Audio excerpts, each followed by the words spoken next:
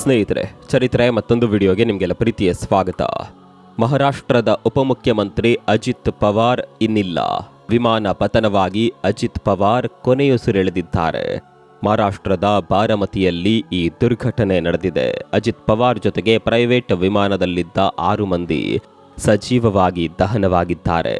ಅಲ್ಲಿಗೆ ಮತ್ತೊಬ್ಬ ನಾಯಕ ಲೋಹದ ಹಕ್ಕಿಯ ಅವಘಡದಲ್ಲಿ ಪ್ರಾಣ ಕಳೆದುಕೊಂಡಿದ್ದಾರೆ. ಮಹಾರಾಷ್ಟ್ರದ ಉಪಮುಖ್ಯಮಂತ್ರಿಯಾಗಿ ಅತಿ ಹೆಚ್ಚು ಬಾರಿ ಸೇವೆ ಸಲ್ಲಿಸಿದ್ದ ಅಜಿತ್ ಪವಾರ್ ಇನ್ನೂ ನೆನಪು ಮಾತ್ರ. ಬಾರಾಮತಿಯ ನಕ್ಷತ್ರ ಬಾನಿನಲ್ಲಿ ಲೀನವಾಗಿ ಬಿಟ್ಟಿದೆ. ಮಹಾರಾಷ್ಟ್ರದ ಜನ ದಾದಾ ಅವರನ್ನ ಕಳೆದುಕೊಂಡು ಅನಾಥರಾಗಿದ್ದಾರೆ.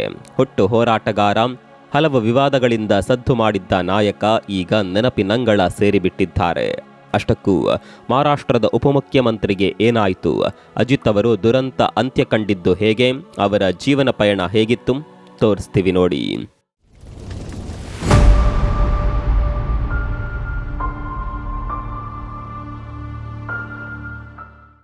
ಸೋಲಿಲ್ಲದ ಸರದಾರ, ಹುಟ್ಟು ಹೋರಾಟಗಾರ, ಬಾರಾಮತಿಯ ನಕ್ಷತ್ರ ಬಾನಿನಲ್ಲಿ ಜಾರಿ ಹೋಗಿದೆ. ವಿಮಾನ ದುರಂತದಲ್ಲಿ ಮಹಾರಾಷ್ಟ್ರದ ಉಪಮುಖ್ಯಮಂತ್ರಿ ಅಜಿತ್ ಪವಾರ್ ಅಸುನೀಗಿದ್ದಾರೆ. ಅದು ಕೂಡ ಯಾವ ಕ್ಷೇತ್ರದಲ್ಲಿ ಅಜಿತ್ ಪವಾರ್ ಹೆಸರು ಮಾಡಿದ್ರು ಅದೇ ಕ್ಷೇತ್ರದ ಮಣ್ಣಿನಲ್ಲಿ ಅಜಿತ್ ಪವಾರ್ ಉಸಿರು ಚೆಲ್ಲಿದ್ದಾರೆ. ಅಷ್ಟಕ್ಕೂ ಈ ಘಟನೆ ಸಂಭವಿಸಿದ್ದು ಹೇಗೆ ಅನ್ನೋದನ್ನ ನೋಡ್ತಾ ಹೋಗೋದಾದ್ರೆ, ಅಜಿತ್ ಪವಾರ್ ಅವರು ಮುಂಬೈನಿಂದ ಬಾರಾಮತಿಗೆ ಪ್ರಯಾಣ ಬೆಳೆಸಿದ್ದರು. ಬಾರಾಮತಿಯಲ್ಲಿ ಜಿಲ್ಲಾ ಪರಿಷತ್ ಮತ್ತು ಪಂಚಾಯತ್ ಸಮಿತಿ ಚುನಾವಣೆಗೆ ಸಂಬಂಧಿಸಿದಂತೆ ಅಜಿತ್ ಪವಾರ್ ಅವರ 5-6 ಪ್ರಮುಖ ಸಭೆಗಳಿದ್ದವು. ಈ ಸಭೆಗಳಲ್ಲಿ ಭಾಗವಹಿಸಲು ಅವರು ಎಂದಿನಂತೆ ಬೆಳಗ್ಗೆ ವಿಮಾನದ ಮೂಲಕ ಹೊರಟಿದ್ದರು. ಇನ್ನೇನು ಬಾರಾಮತಿಗೆ ವಿಮಾನ ತಲುಪಿಯಾಗಿತ್ತು. ಲ್ಯಾಂಡ್ ಆಗಬೇಕು ಅನ್ನುವಷ್ಟರಲ್ಲಿ ವಿಮಾನ ನಿಯಂತ್ರಣ ತಪ್ಪಿದೆ. ತಾಂತ್ರಿಕ ದೋಷ ಕಂಡುಬಂದಾಗ ಪೈಲಟ್ ತುರ್ತು ಭೂ ಸ್ಪರ್ಶ ಮಾಡುವ ಪ್ರಯತ್ನವನ್ನ ಮಾಡಿದ್ದಾರೆ. ಆದರೆ ಅದು ಸಾಧ್ಯವಾಗಲೇ ಇಲ್ಲ. ಒಂದು ಮಾಹಿತಿ ಪ್ರಕಾರ ವಿಮಾನವು ರನ್ವೇ ಮೇಲೆ ಅಪ್ಪಳಿಸಿದೆ. ರನ್ವೇಗೆ ಅಪ್ಪಳಿಸಿದ ಕೂಡಲೇ ವಿಮಾನಕ್ಕೆ ಬೆಂಕಿ ಹೊತ್ತಿ ತಕ್ಷಣವೇ ವಿಮಾನ ಹೊತ್ತಿ ಉರಿದು ಬಿಟ್ಟಿದೆ. ಅಂದಹಾಗೆ ಇದೊಂದು ಲಘು ವಿಮಾನವಾಗಿದ್ದು ಇದರಲ್ಲಿ ಅಜಿತ್ ಪವಾರ್ ಅವರ ಜೊತೆಗೆ ಒಟ್ಟು 6 ಮಂದಿ ಪ್ರಯಾಣ ಬೆಳೆಸಿದ್ರು. ಈಗ 6 ಮಂದಿ ಕೂಡ ಸಜೀವವಾಗಿ ದಹನವಾಗಿದ್ದಾರೆ. ಘಟನೆಯ ಸ್ಥಳದಿಂದ ಬರ್ತಾ ಇರುವ ಒಂದೊಂದು ವಿಡಿಯೋಗಳು ಕೂಡ ಎದೆ ಝಲ್ ಎನ್ನುವಂತಿದೆ. ವಿಮಾನವು ನಜ್ಜುಗುಜ್ಜಾಗಿ ಹರಿದು ಹಂಚು ಹೋಗಿದೆ. ಸುತ್ತಲೂ ದಟ್ಟವಾದ ಹೊಗೆ ಆವರಿಸಿದ್ದು ವಿಮಾನದಲ್ಲಿದ್ದವರ ದೇಹದ ಭಾಗಗಳು ಚೆಲ್ಲಾಪಿಲ್ಲಿಯಾಗಿ ಬಿದ್ದಿವೆ. ಮೃತದೇಹಗಳನ್ನು ಗುರುತಿಸೋದು ಕೂಡ ಕಷ್ಟಕರವಾಗಿದೆ. ಸ್ನೇಹಿತರೆ, ನಿಮಗೆಲ್ಲ ಗೊತ್ತಿರುವ ಹಾಗೆ ಅಜಿತ್ ಪವಾರ್ ಶರದ್ ಪವಾರ್ ಅವರ ಅಳಿಯ. ಆದರೆ ಪವಾರ್ ಕುಟುಂಬ ಅನ್ನುವ ಹೆಸರಿಗಿಂತ ತಮ್ಮದೇ ಆದ ರಾಜಕೀಯ ಗುರುತನ್ನ ಕಟ್ಟಿಕೊಂಡ ನಾಯಕ. ಅಂದಹಾಗೆ ಅಜಿತ್ ಅನಂತರಾವ್ ಪವಾರ್ ಅವರು ಜುಲೈ 22, 1959 ಅಹಮದ್ ನಗರ ಜಿಲ್ಲೆಯ ದೇವಲಾಲಿ ಪ್ರವರದಲ್ಲಿ ಜನಿಸಿದ್ರು.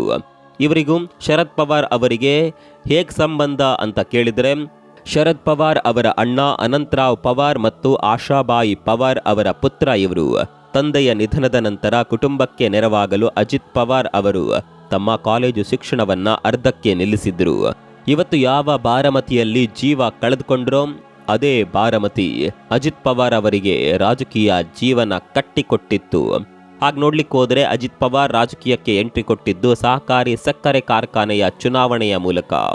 ಹೌದು, 1982ರಲ್ಲಿ ಸಹಕಾರಿ ಸಕ್ಕರೆ ಕಾರ್ಖಾನೆಯ ಮಂಡಳಿಗೆ ಆಯ್ಕೆಯಾಗುವ ಮೂಲಕ ರಾಜಕೀಯಕ್ಕೆ ಅಜಿತ್ ಪವಾರ್ ಪ್ರವೇಶ ಪಡೆದುಕೊಳ್ಳುತ್ತಾರೆ. ಮುಂದೆ ಒಟ್ಟು 16 ವರ್ಷಗಳ ಕಾಲ ಅವರು ಪುಣೆ ಜಿಲ್ಲೆ ಕೇಂದ್ರ ಸರ್ಕಾರಿ ಬ್ಯಾಂಕ್ನ ಅಧ್ಯಕ್ಷರಾಗಿ ಸೇವೆ ಸಲ್ಲಿಸುತ್ತಾರೆ. ಮತ್ತೊಂದು ಕಡೆಯಲ್ಲಿ 1991ರಲ್ಲಿ ಮೊದಲ ಬಾರಿಗೆ ಬಾರಾಮತಿ ಕ್ಷೇತ್ರದಿಂದ ಲೋಕಸಭೆಗೆ ಆಯ್ಕೆಯಾಗ್ತಾರೆ. ಆದರೆ ಈ ಕ್ಷೇತ್ರವನ್ನ ಮುಂದೆ ಶರದ್ ಪವಾರ್ ಅವರಿಗೆ ಬಿಟ್ಕೊಟ್ಟು ಇದೇ ಕ್ಷೇತ್ರದ ವಿಧಾನಸಭಾ ಅಭ್ಯರ್ಥಿಯಾಗಿ ಚುನಾವಣೆಯನ್ನ ಎದುರಿಸ್ತಾರೆ. ಅಲ್ಲಿಂದ ಅಜಿತ್ ಪವಾರ್ ಹಿಂದೆ ನೋಡೋದೇ ಇಲ್ಲ. 1991ರಿಂದ 2024ರವರೆಗೆ ಬಾರಾಮತಿ ಕ್ಷೇತ್ರದಲ್ಲಿ ಅಜಿತ್ ಪವಾರ್ ಶಾಸಕರಾಗಿ ಆಯ್ಕೆಯಾಗ್ತಾರೆ. ಬಾರಾಮತಿ ಅಜಿತ್ ಪವಾರ್ ಅವರ ಭದ್ರ ಕೋಟೆಯಾಗಿತ್ತು. ಇಂಟ್ರೆಸ್ಟಿಂಗ್ ಸಂಗತಿ ಏನು ಗೊತ್ತಾ? ಅಜಿತ್ ಪವಾರ್ ಬರೋಬ್ಬರಿ 6 ಬಾರಿ ಮಹಾರಾಷ್ಟ್ರದ ಉಪಮುಖ್ಯಮಂತ್ರಿಯಾಗಿ ಆಯ್ಕೆಯಾಗಿದ್ರು. ಅಲ್ಲಿಗೆ ಮಹಾರಾಷ್ಟ್ರದ ಇತಿಹಾಸದಲ್ಲೇ ಅತಿ ಹೆಚ್ಚು ಬಾರಿ ಉಪಮುಖ್ಯಮಂತ್ರಿಯಾಗಿ ಸೇವೆ ಸಲ್ಲಿಸಿದ ದಾಖಲೆ ಹೊಂದಿದ್ದಾರೆ. ಇದರ ಜೊತೆಗೆ ಹಣಕಾಸು, ಯೋಜನೆ, ಜಲಸಂಪನ್ಮೂಲ, ಇಂಧನ ಮತ್ತು ಗ್ರಾಮೀಣಾಭಿವೃದ್ಧಿಯಂತಹ ಪ್ರಮುಖ ಖಾತೆಗಳನ್ನು ನಿಭಾಯಿಸಿದ್ದಾರೆ. ಇವರನ್ನ ಮಹಾರಾಷ್ಟ್ರದ ಬಜೆಟ್ಗಳ ಹಿಂದಿನ ಶಕ್ತಿ ಮತ್ತು ದಕ್ಷ ಹಣಕಾಸು ತಂತ್ರಜ್ಞ ಎಂದು ಪರಿಗಣಿಸಲಾಗಿತ್ತು. ಹೀಗೆ ಬರೀ ಗೆಲುವುಗಳನ್ನೇ ಕಂಡ ಅಜಿತ್ ಪವಾರ್ ಕೆಲವು ವಿವಾದಗಳಿಂದಲೂ ಸದ್ದು ಮಾಡಿದ್ರು. ನಿಮಗೆಲ್ಲ ಗೊತ್ತಿರುವ ಹಾಗೆ ಅಜಿತ್ ಪವಾರ್ NCP ಪಕ್ಷದ ನಾಯಕ. ಆದರೆ 2009ರಿಂದಲೇ ಪಕ್ಷದ ವಿರುದ್ಧ ಮಾತನಾಡೋದಕ್ಕೆ ಶುರು ಮಾಡಿದ್ರು. NCP ಮುಖ್ಯಸ್ಥ ಶರದ್ ಪವಾರ್ ಅವರ ನಾಯಕತ್ವ, ನಿರ್ಧಾರ ತೆಗೆದುಕೊಳ್ಳುವ ಪ್ರಕ್ರಿಯೆಯ ಬಗ್ಗೆ ಕಟುವಾಗಿ ವಿಮರ್ಶನೆ ಮಾಡ್ತಾ ಇದ್ರು. ತದನಂತರ ಪಕ್ಷದ ಎಲ್ಲ ಸ್ಥಾನಗಳಿಗೆ ರಾಜೀನಾಮೆ ನೀಡೋದಾಗಿ ಬೆದರಿಕೆ ಹಾಕಿದ್ರು. ಶರದ್ ಪವಾರ್ ಅವರ ಜೊತೆ ಸಾಕಷ್ಟು ಮಾತುಕತೆ ನಡೆಸಿದ ಬಳಿಕ ಅವರು ಪಕ್ಷಕ್ಕೆ ವಾಪಸ್ ಆಗಿದ್ರು. ಆದರೆ 2023ರಲ್ಲಿ ಮಾತ್ರ ಯಾರಿಂದಲೂ ಅಜಿತ್ ಪವಾರ್ ಅವರ ಮನವೊಲಿಸೋದಕ್ಕೆ ಸಾಧ್ಯವಾಗೋದೇ ಇಲ್ಲ. 2023ರಲ್ಲಿ ಮಹಾರಾಷ್ಟ್ರದ ರಾಜಕೀಯದಲ್ಲಿ ಯಾರೂ ಕೂಡ ಊಹೆ ಮಾಡದ ಘಟನೆ ನಡೆದು ಬಿಡುತ್ತೆ. ಶರದ್ ಪವಾರ್ ಅವರ ವಿರುದ್ಧ ಬಂಡಾಯವೆದ್ದ ಅಜಿತ್ ಪವಾರ್ ತಮ್ಮ ಬೆಂಬಲಿಗ ಶಾಸಕರೊಂದಿಗೆ ಶಿಂದೆ ಬಿಜೆಪಿ ಸರ್ಕಾರವನ್ನ ಸೇರಿ ಉಪಮುಖ್ಯಮಂತ್ರಿಯಾಗಿ ಪ್ರಮಾಣ ವಚನ ಸ್ವೀಕರಿಸ್ತಾರೆ. ಇಲ್ಲಿ NCP ಪಕ್ಷವೇ ವಿಭಜನೆಯಾಗಿ ಹೋಯಿತು. ಮುಂದೆ ಪಕ್ಷದ ಚಿಹ್ನೆಗಾಗಿ ಅಜಿತ್ ಪವಾರ್ ಕಾನೂನು ಹೋರಾಟ ಕೂಡ ಮಾಡ್ತಾರೆ. ಪಕ್ಷದ ಹೆಸರು ಮತ್ತು ಗಡಿಯಾರ ಚಿಹ್ನೆಗಾಗಿ ನಡೆದ ಹೋರಾಟದಲ್ಲಿ ಫೆಬ್ರವರಿ 2024ರಲ್ಲಿ ಚುನಾವಣಾ ಆಯೋಗ ಅಜಿತ್ ಪವಾರ್ ಬಣವನ್ನೇ ಅಸಲಿ NCP ಅಂತ ಗುರುತಿಸುತ್ತೆ. ನಂತರ ವಿಧಾನಸಭಾ ಸ್ಪೀಕರ್ ಕೂಡ ಶಾಸಕಾಂಗದಲ್ಲಿನ ಬಹುಮತದ ಆಧಾರದ ಮೇಲೆ ಅಜಿತ್ ಪವಾರ್ ಬಣವೇ ನಿಜವಾದ NCP ಎಂದು ಘೋಷಣೆ ಮಾಡ್ತಾರೆ. ಇನ್ನು ಅಜಿತ್ ಪವಾರ್ ಅವರನ್ನ ವರ್ಕೋಹಾಲಿಕ್ ನಾಯಕ ಅಂತ ಕರಿತಾ ಇದ್ರು. ಕಾರಣ ಅಜಿತ್ ಪವಾರ್ ಅವರು ದಿನಕ್ಕೆ 24 ಗಂಟೆಯೂ ಕೆಲಸ ಮಾಡುವ, ಬೆಳಗ್ಗೆ 6 ಗಂಟೆಗೆ ಕೆಲಸದ ಸ್ಥಳಗಳನ್ನು ಪರಿಶೀಲಿಸುವ ಕಟ್ಟುನಿಟ್ಟಿನ ಆಡಳಿತಗಾರ ಎಂದು ಹೆಸರುವಾಸಿಯಾಗಿದ್ರು. ಇನ್ನು 2024ರ ಚುನಾವಣೆಗೂ ಮುನ್ನ ಅವರು ಜನಸಮ್ಮಾನ್ ಯಾತ್ರೆ ನಡೆಸಿ ವಿಶೇಷವಾಗಿ ಮಹಿಳೆಯರನ್ನ ಸೆಳೆಯಲು ಮುಖ್ಯಮಂತ್ರಿ ಮಾಜಿ ಲಾಡ್ಕಿ ಬಹೀನ್ ಯೋಜನೆಯನ್ನ ಪ್ರಚಾರ ಮಾಡಿದ್ರು. ಇನ್ನು ಹಗರಣದ ವಿಚಾರವಾಗಿ ಕೂಡ ಅಜಿತ್ ಪವಾರ್ ಸದ್ದು ಮಾಡಿದ್ರು. ಇವರು ಜಲಸಂಪನ್ಮೂಲ ಮಂತ್ರಿಯಾಗಿದ್ದಾಗ ಸುಮಾರು 70,000 ಕೋಟಿ ರೂಪಾಯಿಗಳ ನೀರಾವರಿ ಹಗರಣದ ಆರೋಪಗಳನ್ನು ಎದುರಿಸಿದ್ರು. 2013ರಲ್ಲಿ ಬರಗಾಲದ ಸಂದರ್ಭದಲ್ಲಿ ಪ್ರತಿಭಟನಾಕಾರರ ಕುರಿತು ನೀಡಿದ ಒಂದು ವಿವಾದಾತ್ಮಕ ಹೇಳಿಕೆಯು ವ್ಯಾಪಕ ಟೀಕೆಗೆ ಗುರಿಯಾಗಿತ್ತು. ಇದಕ್ಕಾಗಿ ಅವರು ಸಾರ್ವಜನಿಕವಾಗಿ ಕ್ಷಮೆ ಕೇಳಿ ಅದು ತಮ್ಮ ಜೀವನದ ದೊಡ್ಡ ತಪ್ಪು ಎಂದು ಒಪ್ಪಿಕೊಂಡಿದ್ದರು. ಹೀಗೆ ಹಲವು ವಿಚಾರಗಳಲ್ಲಿ ಸದ್ದು ಮಾಡಿ ಮಹಾರಾಷ್ಟ್ರದ ಜನಮಾನಸದಲ್ಲಿ ಅಜಿತ್ ಪವಾರ್ ದಾದಾ ಅಂತಾಲೆ ಹೆಸರು ಮಾಡಿದ್ರು. ಇಂತಹ ಅಜಿತ್ ಪವಾರ್ ಈಗ ವಿಮಾನ ದುರಂತದಲ್ಲಿ ಪ್ರಾಣ ಕಳೆದುಕೊಂಡಿದ್ದಾರೆ. ರಾಜಕೀಯಕ್ಕೆ ಬಂದ ಎಲ್ಲ ನಾಯಕರು ಜನಪ್ರಿಯರಾಗಿ ಇರಬೇಕಾಗಿಲ್ಲ. ಆದರೆ ಕೆಲವರು ಸರ್ಕಾರವನ್ನು ನಡೆಸಲು ಅತ್ಯವಶ್ಯಕವಾಗಿರುತ್ತಾರೆ. ಮಹಾರಾಷ್ಟ್ರ ರಾಜಕಾರಣದಲ್ಲಿ ಅಜಿತ್ ಪವಾರ್ ಅಂತಹ ನಾಯಕ ಶಾಂತವಾಗಿ ಆದರೆ ಶಕ್ತಿಯಾಗಿ ಸರ್ಕಾರದ ಚಕ್ರವನ್ನ ತಿರುಗಿಸುವ ವ್ಯಕ್ತಿ.